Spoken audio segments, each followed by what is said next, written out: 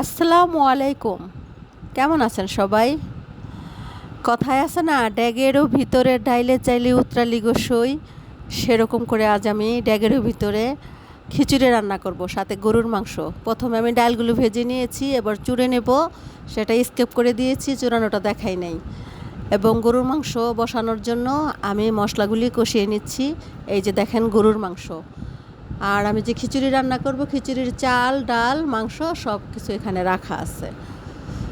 এবার আমি মশলার ভিতরে গরুর মাংস দিয়ে দিলাম, এগুলি ভালোভাবে কষিয়ে নেব। সবাই তো জানেন, আর কি বলবো। তারপরও ভিডিওর ক্ষেত্রে বলতে হয় কিভাবে রান্না, কিভাবে করলাম। এটাই তো চাকরি, বুঝেন না? এবার আমি চাল আর ডাল একসাথে মিশিয়ে এগুলো ধুয়ে নেব। আর এপাশে আমার হচ্ছে গরুর মাংস।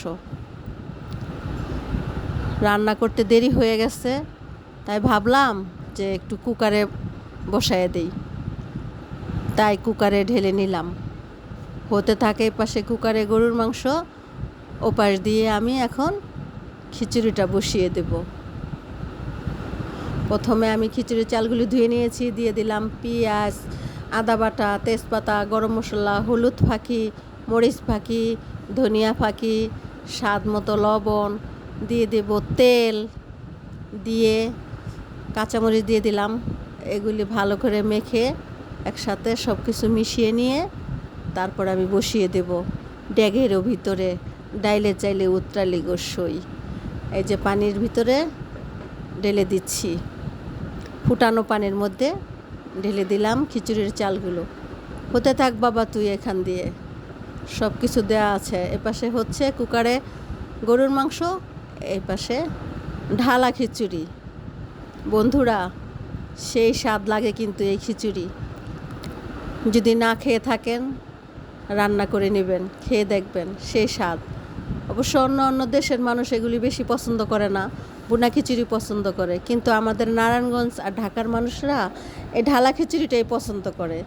ঈদ আসলে তো কোনো কথাই নাই, ঈদের দিন এই খিচুড়িটা চাই। আলার সাথে গরুর মাংস হোক, মুরগির মাংস হোক, যাই হোক, কিন্তু ঢালা খিচুড়িটা লাগবে। হচ্ছে আমার এপাশে গরুর মাংস, ঝোল দিয়ে দিয়েছি, আলু দিয়ে দিয়েছি, আর এপাশেও টিপ টিপ করে খিচুড়ি হচ্ছে। তো খিচুড়ি আর মাংস সেই কিন্তু একজনটা ছাড়া আরেকজনে যেমন সম্পূর্ণ হয় না। নাড়ছি চাড়ছি, হয়ে আসতেছে খিচুড়ি, প্রায় হওয়ার পথে। এবার আমি ঘি দিয়ে দেব, ঘি দিয়ে নামিয়ে নেব। ঠান্ডা হলে আরেকটু চাকা হয়ে যাবে, আরেকটু ঘন হয়ে যাবে, তাই একটু পাতলা পাতলাই নামাইলাম, ঘি দিয়ে দিলাম। হয়ে গেছে আমার খিচুড়ি। এবার এপাশে হচ্ছে গরুর মাংস, গরুর মাংসটা হয়ে গেছে। এবার আমি দিয়ে দিয়েছি জিরা ফাঁকি, খেতে বসছি।